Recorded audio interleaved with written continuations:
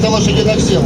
Nu, zvērīga mašīna, paši saprotat, ka tur ir uztaisīts viss tikai priekš tam, lai triektos pa visādiem neiedomājumiem pampakiem, kā Latvijā saka, un tur viss ir pakļauts tikai vienam, tikai uzvarai. Nu, es domāju, ka pa uzvaru tagad domā, protams, visi šīdienas sacīgs dalībnieki, lielākā daļa no viņiem brauc man šeit abās ieskaitēs. 102. numurs Aleksandrs Mironenko, Sergejs Lebedevs, Санкт-Петербург, да? Команда Нордтайм Газэнергосеть. Вы видите еще одного пилота листа приоритетов ФИА Международной автомобильной федерации Александр Мироненко.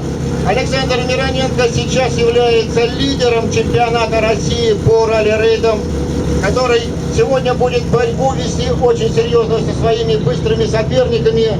И Александр Мироненко будет пилотировать Nissan пикап, который подготовлен бельгийской компанией Overdrive. А машина, которая очень быстрая, 4-литровый мотор развивает порядка 400 лошадиных сил.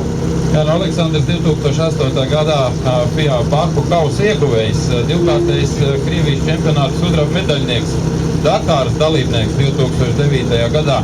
Un starp citu sporta meistars kalnu slēpošanā, kas vispār apvidus rallija reidos diezgan bieži sastopama lieta. Nu, par tādiem slaveniem vīriem kā Luks Alfāns pat nerunāsim, bet nu, kaut kas līdzīgs.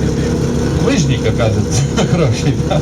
Но Андрес еще не сказал то, что Александр Мироненко и Сергей Лебедев защищали честь России на легендарном марафоне Дакар, который проходил в прошлом году в Южной Америке, который пролегал через Аргентину и Чили. И этот экипаж ехал на автомобиле и отстаивал честь России на этих соревнованиях. Nu, lūk, šī ekipāža jau dodās trasē, tagad mums 200